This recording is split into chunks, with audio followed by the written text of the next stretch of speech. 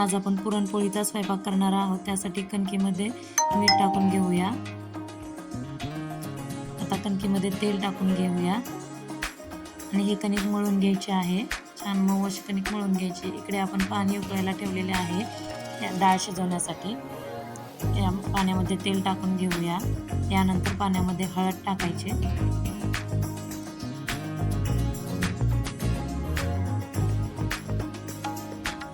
1-2 चमचे हळद टाकून घेऊ।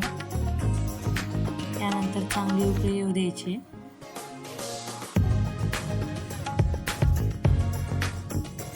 छान असे आपल्या पाण्याला उकळी आल्यानंतर यामध्ये हरभऱ्याची डाळ टाकून घेऊया। मी इथे सपाट चिपटे हरभऱ्याची डाळ घेतलेली आहे, ती यामध्ये टाकून घेते। आता ही डाळ शिजवण्यासाठी अर्ध झाकण झाकून ठेवूया। थोडीशी उघडी ठेवायची, नाहीतर ते ओतू जाते। आणि गॅस बारीक करून ठेवायचा। मधून मधून डाळ शिजली का पाहून गॅस मध्यम आचेवर बारीक आचेवर ठेवायचा। इकडे आपण कणिक मळून घेतलेली आहे। छान अशी कणिक मऊ सैलसर कणिक मळून घ्यायची।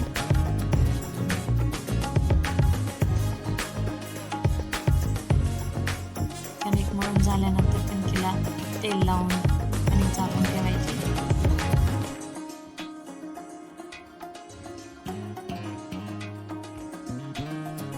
ही कणिक मळून झालेली आहे, आता आपण झाकून ठेवली।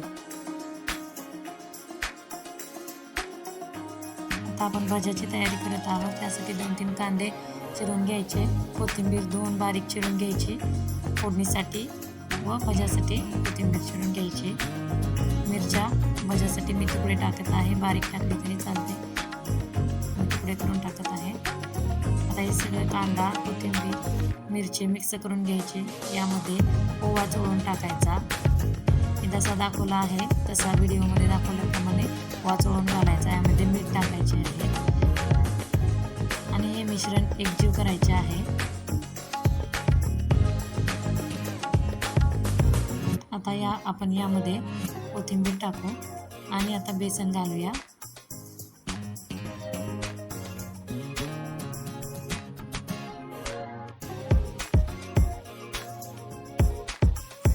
भाज्याचे पीठ मळून घ्यायचे। इकडे तेल गरम करण्यासाठी ठेवलेलं आहे तळण्यासाठी। तेल गरम होईपर्यंत आपण इथे डाळ काढली होती, त्या डाळीमध्ये काळे तिखट आणि त्या येण्यामध्ये काळे तिखट टाकून घ्यायचे।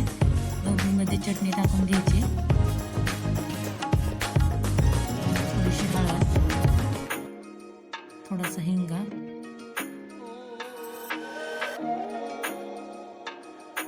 आता हे मिश्रण आपण वाटून घेऊया। यामध्ये मीठही टाकून घ्यायचे दोन्हीच्या अंदाजे।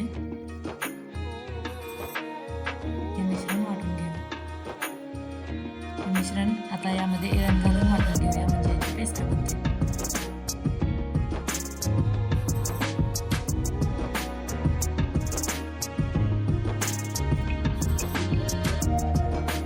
आपली पेस्ट तयार झालेली आहे, म्हणजे डाळ काढली होती ना त्याची पेस्ट तयार झालेली आहे। ही आपण बाजूला ठेवूया। आमटीची तयारी आपली झालेली आहे। आता आपलं तेल गरम झालेलं आहे। आता आपण तळण घेऊया।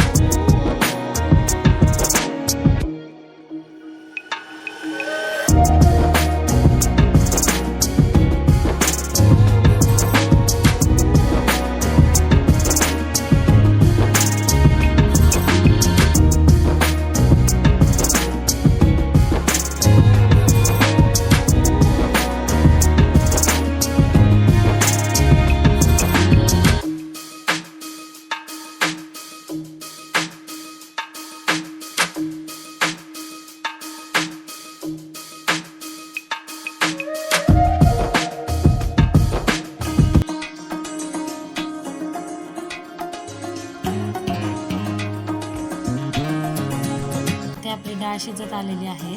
हे पहा आपली डाळ शिजून झालेली आहे, मऊ झालेली आहे. आपली डाळ झालेली आहे, मऊ शिजली आहे. आता आपण यातील पाणी काढून घ्यायचे. या पाण्याला येळण असं म्हणतात. हे पूर्ण पाणी काढून घ्यायचे. आता आपली ही डाळ यातली 1-1.5 पळी डाळ मिक्सरच्या भांड्यामध्ये काढून घ्यायची. आता ही डाळ मॅश करून घ्यायची मॅशरने.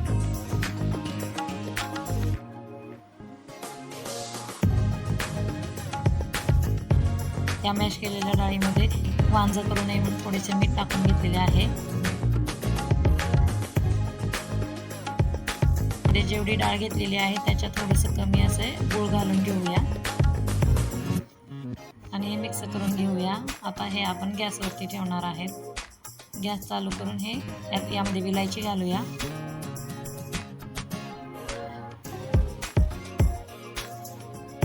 आता आपण हे गॅसवर ठेवलेले आहे.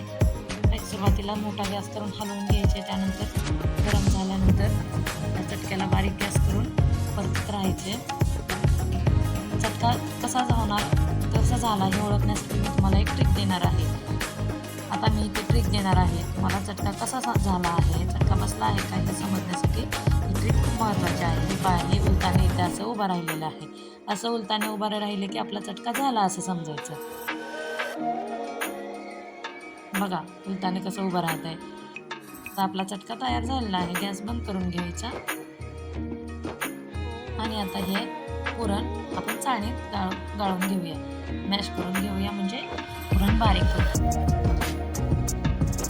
इकडे पाणी गरम करायला ठेवलेले आहे त्याच पातेल्यामध्ये आमटीसाठी. आता हे पुरण आपण मॅशरच्या सहाय्याने चाळणीतून काढून घेऊ.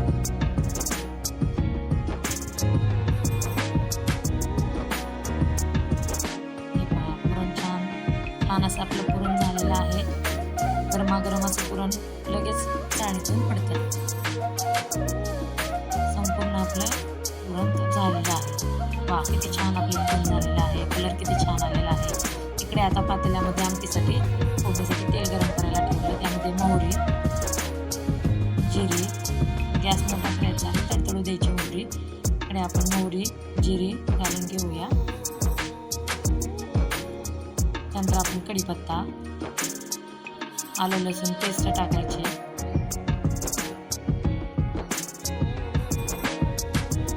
नंतर हे खोबरं आलं लसूण याचे वाटण आहे. कोथिंबीर हे वाटण घालून घेऊया. सर्व मिक्स करून घ्यायचे आणि त्यामध्ये कोथिंबीर टाकायची. ही फोडणी जळू द्यायची नाही. यामध्ये गूळही टाकायचा, हिंग टाकायचा, थोडीशी हळद, थोडीशी चटणी आणि थोडंसं काळं तिखट यामध्ये टाकून घ्यायचे. आपण इकडे येळणामध्ये ही काळे तिखट फोडणी हे काळे तिखट चटणी टाकलेली आहे. त्यासाठी अंदाजे आपण फोडणीमध्ये थोडे काळे तिखट चटणी टाकून घेऊया. कारण आपण इकडे पाण्यामध्ये बारीक केलेल्या पेस्टमध्ये चटणी तिखट टाकून घेतलेले आहे. गॅस मोठा करायचा आहे. आपण ही केलेली पेस्ट आहे ती ओतताना गॅस मोठा ठेवायचा आहे. इकडे आपण डाळ बारीक केलेली आहे. चटणी मीठ टाकून ही डाळ त्यात ओतून घ्यायची.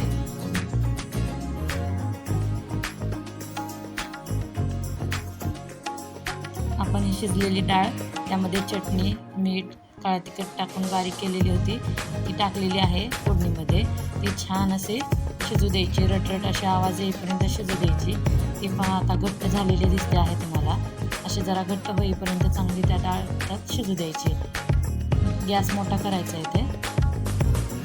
आता यामध्ये हे निघालेले येळण आहे ते ओतून घ्यायचे आणि आता आपल्याला हवी अशी आमटी घट्ट पातळ त्याप्रमाणे आपण येळणाच्या आमटीमध्ये पाणी घालून घेऊया.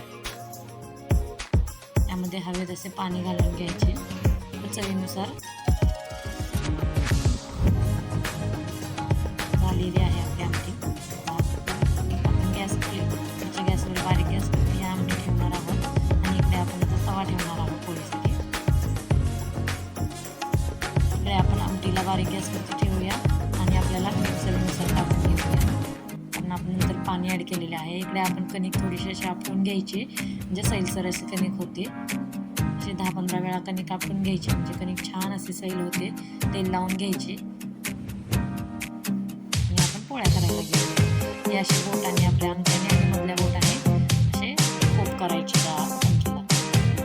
वाटीच्या आकारे वरती पातळ पातळ ठेवायचे, आणि खाली मध्यभागी घट्ट असे ठेवायचे जाड.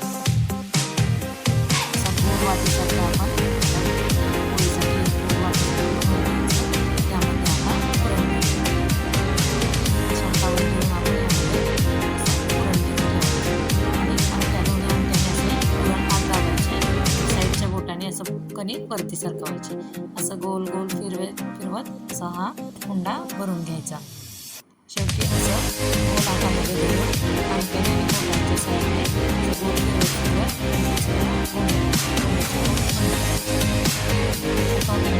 साईडला दाबून घ्यायची.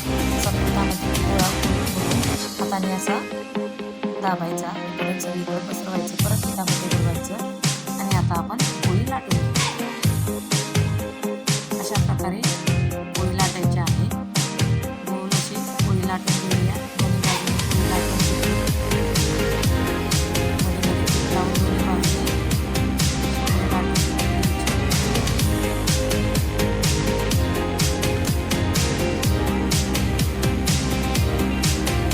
आपला तवा तापलेला आहे. मोठा गॅस करून पोळी टाकून घ्यायची तव्यामध्ये.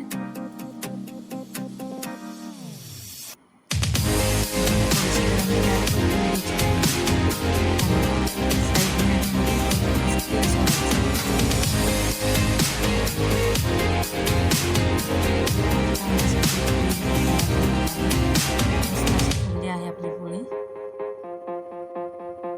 आता आपण इकडे दुसरी पोळी करून घेऊया. बघा हुंडा भरत आहे. हुंडा भरताना आता दोन्ही अंगठ्याच्या साहाय्याने गोल फिरवत ते पुरण आत घालून साईडने कणिक वरती घेऊन हुंड्याचे तोंड बंद करून घेऊया. पिठामध्ये गोळा पळून घ्यायचा हुंडा. हाताने प्रेस करून लाटून घ्यायचा. दोन्ही बाजूने पोळी लाटायची आहे. भरपूर पीठ लावून पोळी छान असे पोळी लाटून घ्यायची.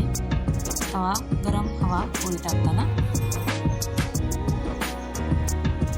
मोठा केला मी गॅस. तवा तापलेला आहे का हे बघितलं. तिकडे आपली आमटी उकळत आहे, मेणाची आमटी. हे पहा पोळी आपली दुसरी बाजू छान अशी उकळलेली आहे. आता इथे उलटाने घालताना आपण ही उलटी बाजू घालायची नाही पोळीमध्ये, ही बाजू घालायची. दाखवलेली आहे ती बाजू घालायची. बघा आता मी कोणती बाजू पोळी उलटताना आत घालत आहे पोळीच्या. इकडे आपली आमटी उकळून झालेली आहे. आपण त्याचा गॅस बंद करून घेऊ. हे पहा आता उलटानं कोणत्या साईडने घातलेली आहे आपली पोळी झालेली आहे. अशा प्रकारे आपण सर्व पोळ्या करून घेऊ.